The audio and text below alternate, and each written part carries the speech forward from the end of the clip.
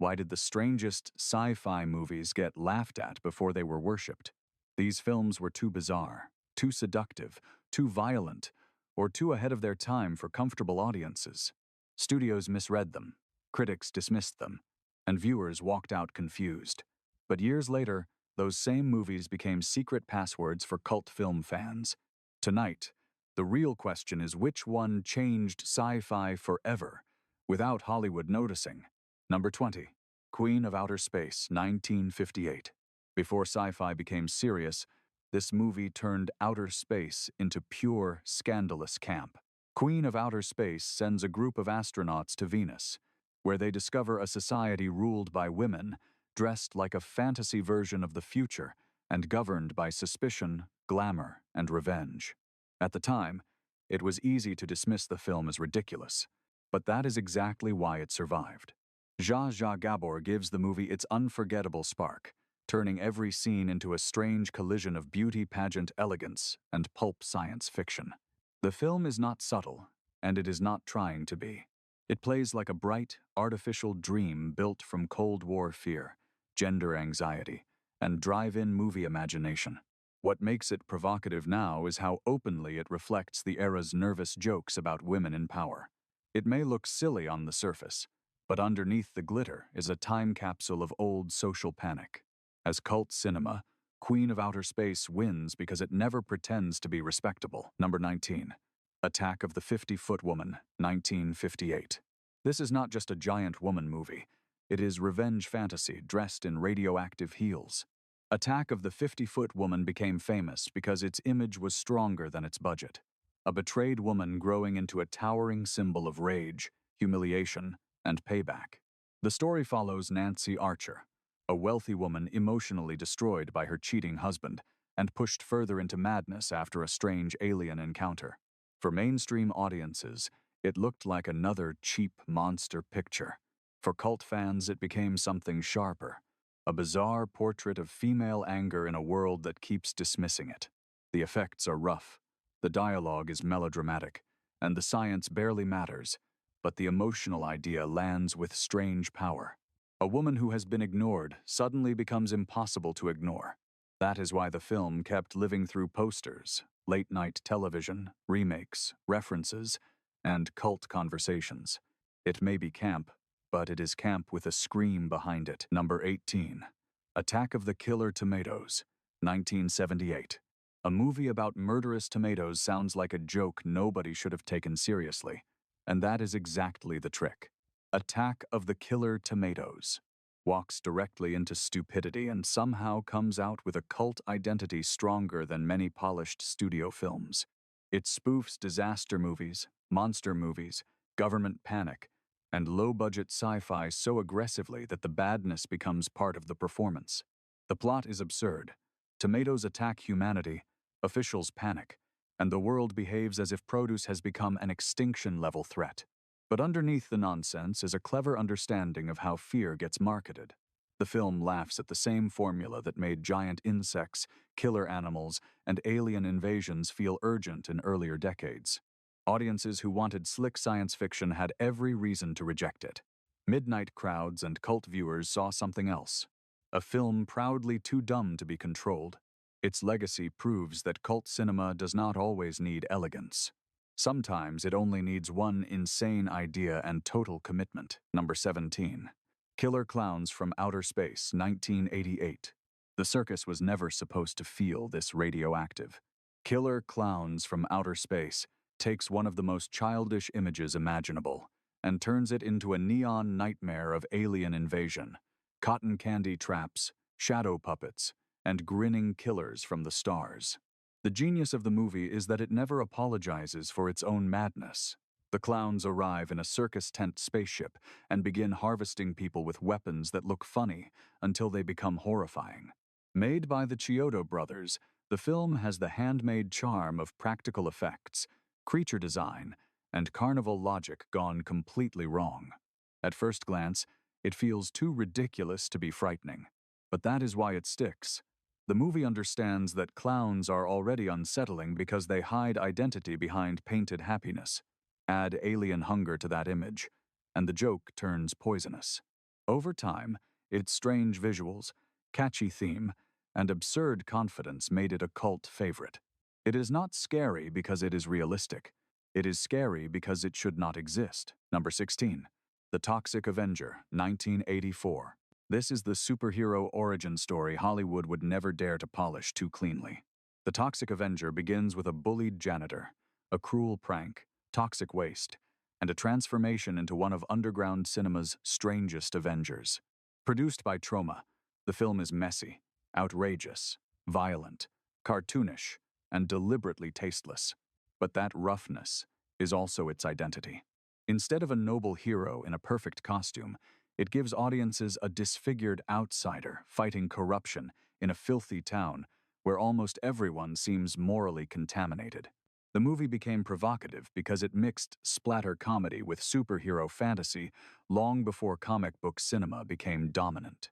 It is not elegant satire, it is a radioactive scream against bullies, criminals, fake respectability, and polished studio rules. Many viewers saw only shock value. Cult fans saw rebellion. The Toxic Avenger survived because it felt like something made outside permission, outside good taste, and outside normal Hollywood control. It is ugly on purpose, and that ugliness became its power. Number 15. Flash Gordon, 1980. Some movies age badly. This one aged into a glittering fever dream. Flash Gordon arrived as a loud, colorful space adventure filled with royal villains, flying warriors, comic book planets, and pure theatrical excess. It was not the grounded future, and it was not trying to compete with serious science fiction. Instead, it embraced old serial adventure with opera-sized costumes, painted skies, and a rock soundtrack by Queen that made the whole thing feel like a cosmic concert. At the time, many viewers found it too campy, too bright, and too strange to take seriously. That judgment became the reason later audiences loved it. Max von Sydow's Ming the Merciless feels like a villain carved from pop mythology, while the movie's visual style rejects realism so completely that it becomes timeless in its own outrageous way. Flash Gordon became cult cinema because it understood something modern blockbusters often forget. Fantasy does not always need to look believable. Sometimes it only needs to look unforgettable. Number 14. Reanimator, 1985. This is mad science without the lab coat dignity. Reanimator takes the old dream of defeating death and turns it into a grotesque, hilarious, blood-soaked nightmare where curiosity becomes contamination. Inspired by H.P. Lovecraft, the film follows Herbert West, a brilliant medical student whose glowing serum brings the dead back to life, but never in the clean, miraculous way science fiction usually promises. Jeffrey Combs gives West a chilling intensity, making him less like a hero and more like a man who has mistaken obsession for genius. What made the film provocative was not only its gore, but its tone. It laughs when most movies would tremble, mixing horror, body shock, academic arrogance, and dark comedy into something completely unstable. Mainstream audiences could dismiss it as exploitation, but cult viewers recognized the craft beneath the chaos. Reanimator became a midnight movie favorite because it treats immortality as the worst idea in the room. The message, some doors should stay closed, especially when science is holding the key. Number 13. Heavy Metal, 1981. This animated film did not want to comfort anyone. It wanted to corrupt the screen with sound, fantasy, and danger. Heavy Metal is a sci-fi anthology built from strange worlds, violent visions, adult themes, and rock album energy. Instead of one clean storyline, it moves through disconnected tales, linked by a glowing green orb of evil, creating the feeling of flipping through a forbidden magazine from another planet. Its animation style is uneven, but that unevenness gives it a raw cult texture. One segment feels like space noir, another like barbarian fantasy, another like cosmic horror, and all of it pulses with music and attitude. For viewers expecting animation to be innocent, Heavy Metal felt shocking. For cult audiences, that shock was the point. It opened a door to adult animation at a time when the form was still often treated as children's entertainment. The film became a cult classic because it feels less like a movie and more like an artifact from someone's dangerous imagination. It is messy, but it is never boring. Number 12. Barbarella, 1968. Few sci-fi films look this innocent and dangerous at the same time. Barbarella is a pop art space fantasy where the future is playful, sensual, bizarre, and completely detached from hard science. Jane Fonda's Barbarella travels through a galaxy of strange machines, eccentric villains, and dreamlike threats. But the real power of the movie is its tone. It treats space not as a battlefield, but as a surreal playground of style, desire, and absurd imagination. At the time, it was provocative because it pushed sci-fi into a more adult, fashion-driven, countercultural zone. The sets look like comic panels melting into a nightclub, and the story feels less like a mission than a psychedelic trip through late 60s fantasy. Critics could easily laugh at it, but cult audiences later embraced its fearless weirdness. Barbarella matters because it proved sci-fi could be glamorous, ridiculous, rebellious, and visually iconic all at once. It may not explain the universe, but it knows how to seduce it. Number 11. Death Race, 2000, 1975. This movie turned national collapse into a sporting event and somehow made the joke feel prophetic. Death Race, 2000 imagines a future America where a brutal cross-country race becomes mass entertainment and drivers earn fame through violence, while the public cheers from the sidelines. Produced under the Roger Corman tradition of fast, sharp exploitation, the film stars David Carradine as the mysterious Frankenstein and Sylvester Stallone as the aggressive Machine Gun Joe. On the surface, it looks like outrageous action trash, but underneath the crashes is a savage satire of media spectacle, celebrity worship, political distraction, and public appetite for cruelty. That is why the film became more powerful with time. What once felt exaggerated now feels uncomfortably close to a world addicted to televised conflict and manufactured outrage. The budget may be lean, but the concept is deadly. Death Race 2000 became a cult classic because it understood that the future would not only be violent, it would be sponsored, broadcast, and applauded. Number 10. A Boy and His Dog, 1975. The end of the world rarely feels this bitter, hungry, and morally rotten. A Boy and His Dog follows Vic, a wandering survivor, and Blood, his telepathic dog, as they move through a ruined wasteland where civilization has collapsed into desperation. Instead of heroic adventure, the film gives audiences a nasty, cynical survival tale where charm and cruelty walk side by side. Based on Harlan Ellison's story, it became provocative because it refused to make the apocalypse noble. The underground society Vic discovers looks civilized at first, but its polished surface hides control, manipulation, and decay. That contrast gives the movie its disturbing bite. The wasteland is brutal, but the so-called orderly world may be worse. Don Johnson brings a reckless young energy to Vic, while Blood adds dry intelligence and dark humor. The film's ending remains one of the reasons people still argue about it. A Boy and His Dog became cult cinema because it does not ask to be liked. It asks how ugly survival can become before people stop calling it survival. Number 9. The Adventures of Buckaroo Banzai. Across the Eighth Dimension, 1984. This movie feels like someone discovered a secret comic book universe and forgot to explain the rules. The Adventures of Buckaroo Banzai. Across the Eighth Dimension throws the audience into a world where the hero is a brain surgeon, physicist, rock star, martial artist, and interdimensional adventurer, all before the story even catches its breath.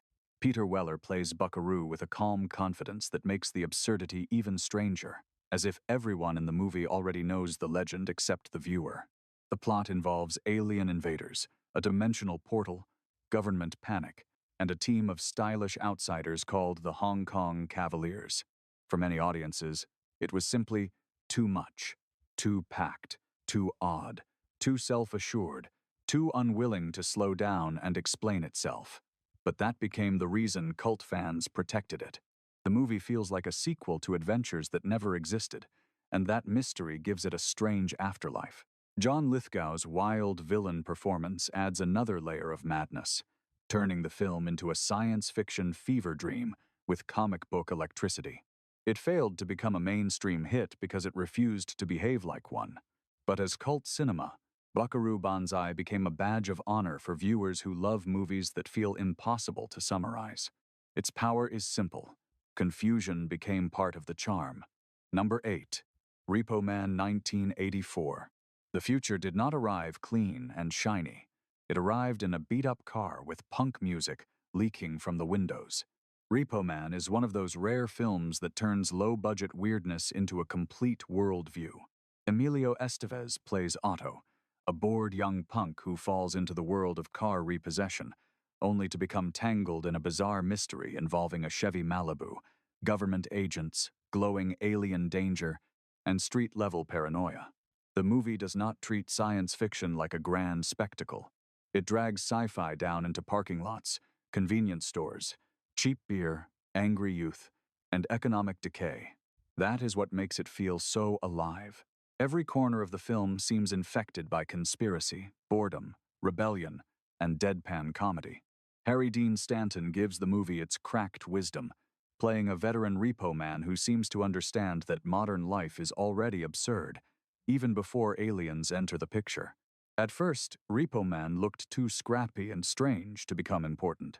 Later, it became a cult favorite because it captured something officials sci-fi often missed: alienation on Earth. Its punk soundtrack, anti-authority mood, and dry humor gave it a lasting identity. Repo Man survives because it does not ask whether the universe is meaningless. It laughs, steals the car, and keeps driving. Number 7. The Man Who Fell to Earth, 1976. David Bowie did not play an alien as much as he seemed to reveal one hiding in plain sight. The Man Who Fell to Earth is not built like a normal sci-fi story, and that is exactly why it haunts people. Bowie plays Thomas Jerome Newton, a visitor from another world who comes to Earth searching for a way to save his dying planet.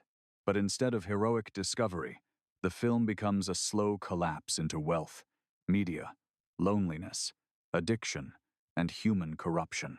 Nicolas Roeg directs it like a dream that keeps breaking apart, using fractured images and strange rhythms to make Earth feel just as alien as any distant planet. The movie was provocative because it refused to turn the alien into a simple monster, savior, or invader. Newton is fragile, beautiful, brilliant, and doomed, slowly consumed by the world he tries to use. Bowie's own public image made the performance even more powerful. His otherworldly presence blurred the line between character and icon. Mainstream viewers looking for action could feel lost, but cult audiences found something deeper: a sci-fi film about fame as a prison. The Man Who Fell to Earth became unforgettable because it understands that the most dangerous planet in the story is not the one dying in space. It is Earth, smiling while it destroys him. Number 6. 12 Monkeys 1995. The scariest time machine in cinema might be a broken mind. 12 Monkeys turns time travel into a psychological trap, where every attempt to fix the future only tightens the noose around the past. Bruce Willis plays James Cole, a prisoner sent back from a ruined future to investigate the origin of a deadly plague that devastated humanity. But Terry Gilliam does not present the story as sleek science fiction. He fills it with mental hospitals, distorted memories, grimy cities, paranoid clues, and a constant feeling that truth is slipping out of reach. Brad Pitt's frantic performance gives the film an unstable spark, while Madeleine Stowe grounds the story in doubt, fear, and reluctant belief. What makes 12 Monkeys provocative is its refusal to make time travel empowering. Cole is not a glamorous hero bending history. He is a damaged man forced to chase answers inside a world that treats him as insane. The film became a cult classic because it rewards obsession. Every detail feels like a clue, every memory feels poisoned, and every revelation makes the ending feel more tragic. Instead of offering escape, 12 Monkeys suggests that time may be a prison disguised as a puzzle. Its punch is brutal. Maybe the future was never waiting to be changed. Maybe it was only waiting to be understood. Number 5. Donnie Darko, 2001. Some cult movies whisper to confused teenagers and never stop echoing. Donnie Darko became one of the defining strange films for viewers who felt trapped between ordinary life and cosmic dread. Jake Gyllenhaal plays Donnie, a troubled high school student who begins seeing a terrifying figure in a rabbit suit named Frank, while time, fate, fear, and suburban hypocrisy start bending around him. On the surface, the film is a mystery about visions and a possible end-of-the-world event. Underneath, it is about loneliness, teenage anger, mental pressure, and the terrifying feeling that everyone around you is pretending normal life makes sense. The movie mixes science fiction, psychological drama, satire, and dark fantasy, without fully obeying any one genre. That made it hard to market at first, but perfect for cult discovery later. Its midnight mood, haunting soundtrack, and puzzle box mythology encouraged viewers to rewatch, debate, and decode. Patrick Swayze's unsettling role as a motivational speaker adds a sharp critique of false positivity and hidden corruption. Donnie Darko became cult cinema because it made confusion feel personal. It did not just ask what time travel means. It asked whether one damaged person could matter in a universe that seems cold, absurd, and already doomed. Its answer is strange, sad, and impossible to forget. Number 4. The Rocky Horror Picture Show, 1975. This movie did not become a cult classic. It became a ritual. The Rocky Horror Picture Show began as a bizarre musical sci-fi horror comedy that many mainstream viewers could not comfortably categorize. It had a stranded couple, a mysterious castle, a mad scientist, glam rock energy, old horror references, and a playful attitude toward identity, desire, and performance that felt wildly ahead of its time. Tim Curry's performance as Dr. Frankenfurter is the film's electric center, theatrical, dangerous, funny, seductive, and completely in control of the room. At first, the movie looked like a strange failure, too campy for horror fans, too weird for musical audiences, and too outrageous for polite taste. Then, midnight screenings changed everything. Viewers did not simply watch it. They dressed up, shouted lines, performed scenes, and turned the theater into a living extension of the movie. That transformation is what makes its cult status legendary. Rocky Horror proved that a film rejected by the mainstream could find a more passionate audience in the dark. Its sci-fi elements are deliberately camp, but its cultural impact is serious. It gave outsiders a place to gather, laugh, perform, and recognize themselves. Hollywood may not have known what to do with Rocky Horror, but the audience did. They turned it into a kingdom. Number 3. Brazil, 1985. The nightmare here is not the future. It is paperwork with teeth. Brazil is Terry Gilliam's savage vision of a society buried under bureaucracy, surveillance, broken machines, and official cruelty disguised as procedure. Jonathan Pryce plays Sam Lowry, a quiet dreamer trapped inside a system so absurd that even its mistakes become deadly. The film's world is cluttered, oppressive, funny, and terrifying all at once.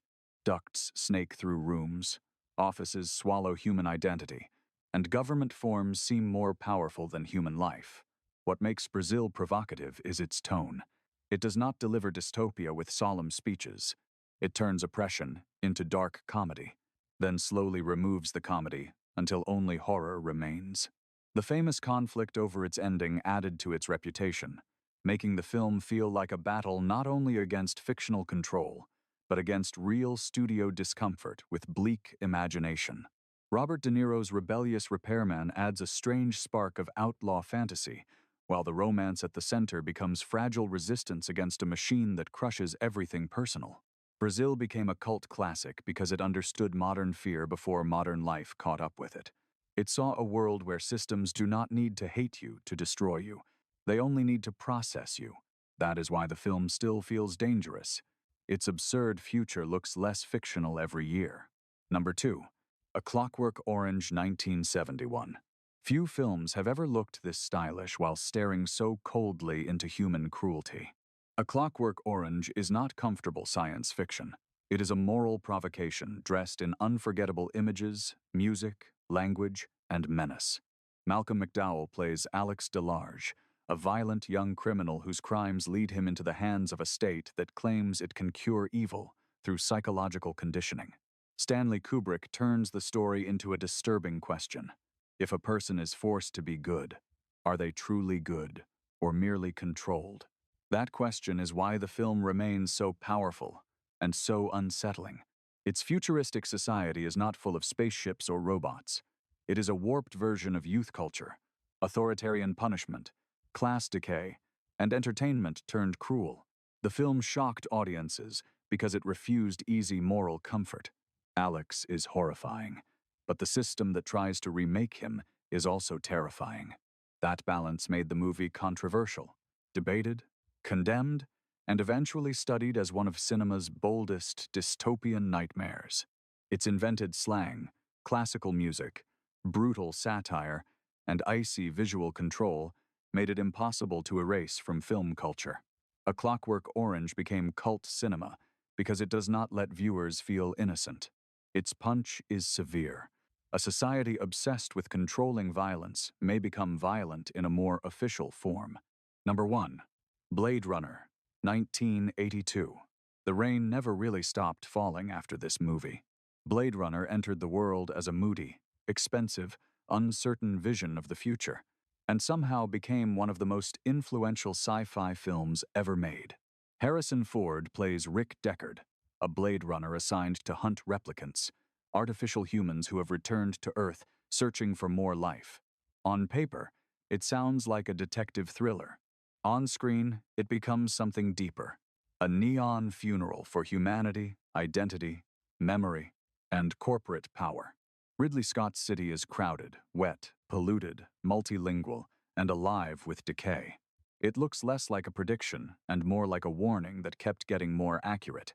Rutger Hauer's Roy Batty gives the film its tragic soul, turning a so-called machine into the character who most desperately understands the value of existence. Early audiences were divided, partly because the film moved with atmosphere instead of blockbuster speed. But cult viewers saw the future hiding inside it. Over time, Blade Runner reshaped cyberpunk, video games, fashion, music videos, anime, advertising, and almost every rain-soaked dystopia that followed. Its greatness is not only visual, it asks whether memory makes a person real, whether creation gives someone ownership, and whether the hunted may be more human than the hunter. Blade Runner became number 1 because it did what cult classics dream of doing. It lost the present, then conquered the future. These films were not made to behave, and that is why they survived. They shocked audiences, confused critics, and waited in the shadows until the right viewers found them. The real cult classics are never just watched. They are defended, quoted, and passed on like secrets. Which one deserves the throne? Drop your pick before the next strange classic returns.